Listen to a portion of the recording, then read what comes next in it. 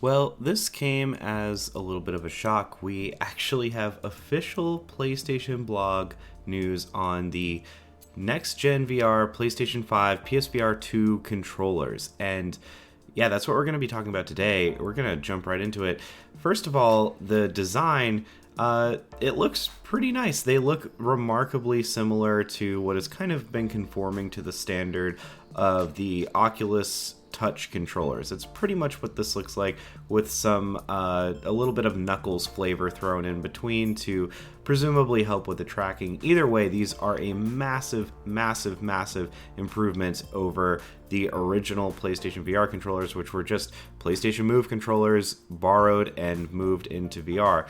But a couple key things to kind of talk about.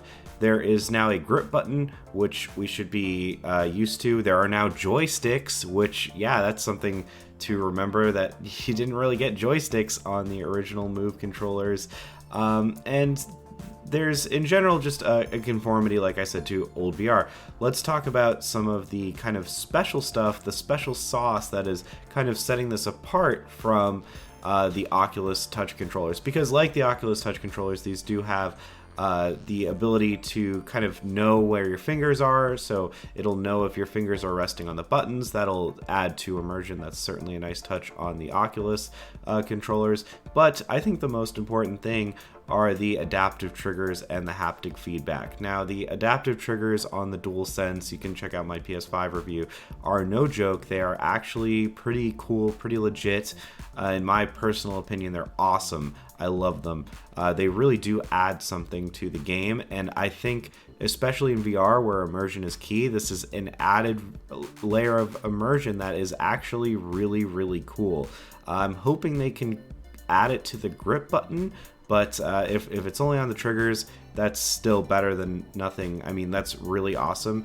And the haptic feedback, Sony's haptic feedback on the DualSense is extremely good. It's the best in the business, in my opinion, and hopefully it carries over well into the PlayStation VR controllers. I think these are probably going to be the best VR controllers on the market, just based on those two features alone. I really do think that the DualSense triggers add a lot.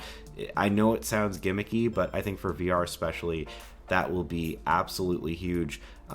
Yeah, interesting to see that they did not go for white, and that they didn't do a whole announcement blowout. They kind of did this with the PlayStation 5, where they just showed you the controller before showing the console. So maybe this is a hint that we're going to actually be seeing the PlayStation VR 2 later this year. Let me know what you guys think about that. That would be awesome. I'll be all over that for sure. And yeah, let me know how you guys feel about these controllers, if they're everything you wanted. I mean, for me, it's everything I wanted and a little bit more. So, yep, that is all for me, guys, and I will catch you next time.